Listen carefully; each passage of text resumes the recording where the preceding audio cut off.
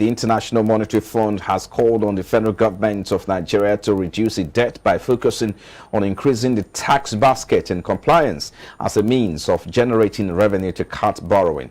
The fund, in its latest fiscal monitor titled "On the Path to Policy Normalization," released yesterday, noted that Nigeria's debt is projected to continue to rise and urged the government to remove fuel subsidies and direct them towards health and education.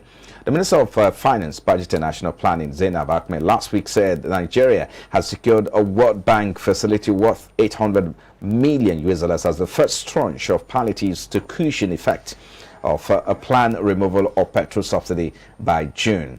Well, the loan document revealed that the facility agreement, which was signed by both parties, comes with a commitment charges rate of about 0.5% per year and a service charge of 0.75% per year on the withdrawn credit balance, as well as the interest charge of 1.25% per year on the withdrawn credit balance across 25 years.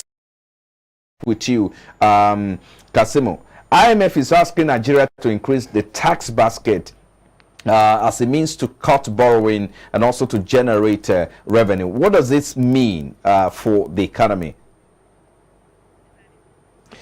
Oh my. Oh, okay, Ambrose, let me come to you in the studio. We will head to Zoom later when we're ready. Yeah, actually, for me, it's a suggestion that yes, for you have borrowed much and your debt service or your debt commitment is high for Nigeria. It's an advice so that you can generate more internal revenue, so that you can less depend on this borrowed funds, so that you can also manage what you have. But don't forget that in Nigeria, for me, starts in different level has really hit businesses. And if you want to start the same business you want to start today, for me, I think the government should look inward here. Yes, it's good to take advice, but not the way they advise you. You already know that there's tax burden of some company. What you need is open new areas where you can get also new businesses that trust can be. Let's, for example, look at your oil sector. What are all the tax system there? Look at it very well. The telecom. Recently, you saw that there was a kind of tax council for on the data and core. Right. You know, there's something that you look at. You can't double tax people or multiple tax on them. Look at in what to do. But I think that at the end of that meeting, look at also that the World Bank also pushing for interest-free loan. Then interest-free loan is it for those countries that have no commitment with World Bank before now, or those that are able to pay up what they have and get that? Because this thing, for me, when I saw that, as they are planning to have a policy normalization, so that we go back to policy losing the intent of tightening. If you are going to normalize, that means you are reducing your interest rate so that the world economy will come up. Because I tell you now, most of the economy is strong because of what high interest rate. If you are encouraging them to start coming normalization, it means that how will they get funds? Now the same World Bank is pushing for interest-free loans. Which country will qualify for that interest rate? That's what we're looking at this point. And because also we have collected almost 800. Don't forget the rate of, the cost of borrowing has gone up. So does Nigeria, qualify for that? That's I think that look at also the one who have borrowed. How are we using it? That is very important. For example, now World Bank had approved about $800 million dollar for us to use to manage our first removal. And if you look at all the population of Nigeria today, and what the statistics will have, what the data that this money will be used to reduce the burden or the impact of removal, let's think that our managers, economic should sit down and see how, not just using the number of borrowing people that are poor, indigent, and all those language for me, they used to deceive Nigeria. Who are indigent? What do you use to know that these are indigent? These are statistics you have. Why do you know? For me, I believe that I'm thinking that, let me just land it for, because we have about 800 million. What's the population of Nigeria as a whole? Let's come there. We have about 200 million Nigerians before we're now looking to do another figure. We have already 800 million. That's almost 4 times what the population of Nigeria. And you are thinking of coming to get us buses that will help us because of the removal. All states will have buses, free buses, or a lesser cost for movement, for transportation. I know that transportation is a key ingredient in terms of economic activities. Let's think outside of transportation. From this 800 million, what are we doing? Because I see this is a huge fund to be utilized effectively, so that at the end of the day, the incoming government will see what they want to do. Because I tell you, this government is almost going out, and some fund is coming. Some fund is coming. Another government is coming. Try to wrap it up so that I can go to marry this. I believe that I think this is the time for the economic manager to sit down and see what to do. So at the end of the day, These subsidies will not cause a harm to the economy, but after we are borrowed and we're not seeing part on the economy, I think that's the area we're going to balance it. Not just the interest rate. What you are borrowed is impacting the economy. I will make use of all the money I borrowed to move forward as a nation. I think this is the area I'm concerned. Okay, let me go to Kasimu. Why borrow 800 million US dollars? I mean, why increase tax again when, of course, there's already an arrangement for $800 million on ground?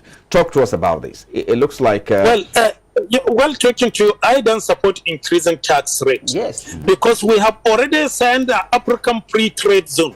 If we increase tax, our company will leave Nigeria, go to Ghana, go to our neighboring country where they pay less tax. Even in Europe, the tax rate is lower than what Nigerian is charging. Remember recently they increased police tax rate, education tax rate, so many tax to us. Please, there is no need to increase any tax rate. What we need to do is to bring those who are not in the tax bracket. There is a lot of business going on without paying a dime. Bring them back into tax bracket and ensure that they pay the tax. Okay. That's all we need to do. So in the other side, the government must be very, very careful. Yes, we need to borrow 800 million because of two reasons. If you want cars, we don't manufacture cars here. Where are the foreign exchange to import the one to subsidize? So you need foreign exchange to borrow to import more cars to subsidize before you start benefiting from the oil subsidy. We know the trillion have been spending on subsidizing the oil. So whatever we borrow, we'll recover it from the subsidy it cut off. All right. So we need immediate relief now before you start implementing the subsidy cut off. Okay. So why borrow when you can increase tax, and why do you need to increase tax when there is, money allocated already? You increase tax if there is profit. So where is the profit before you increase the tax? Okay. So let's go to. Okay. Let's go to Oladipo now. Your final take on this matter. Hello, Mr. Oladipo. Can you hear me? Can you hear me, Oladipo? Okay, I guess it's still not connected yet. Okay. We are hearing him. Okay, can you hear you? Okay, go ahead. Yeah. Let's have your take. Let's have your final take on this. Yeah, the government needs to increase tax. Just like what Malakubi said, you just need to expand the tax bracket and bring a lot of people into the bracket. If you look at currently what we are going through in the country, the current inflationary pressure is more on supply side than the demand pool.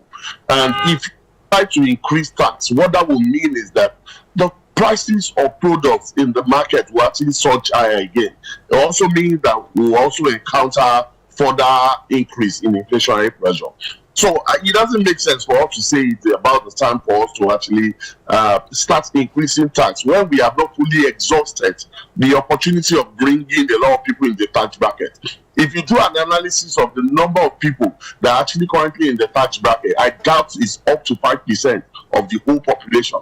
So the government needs to find a way, a subtle way, and a process that will be in place that will further actually bring a lot of people into that tax bracket, and at the end of the year improve the revenue generation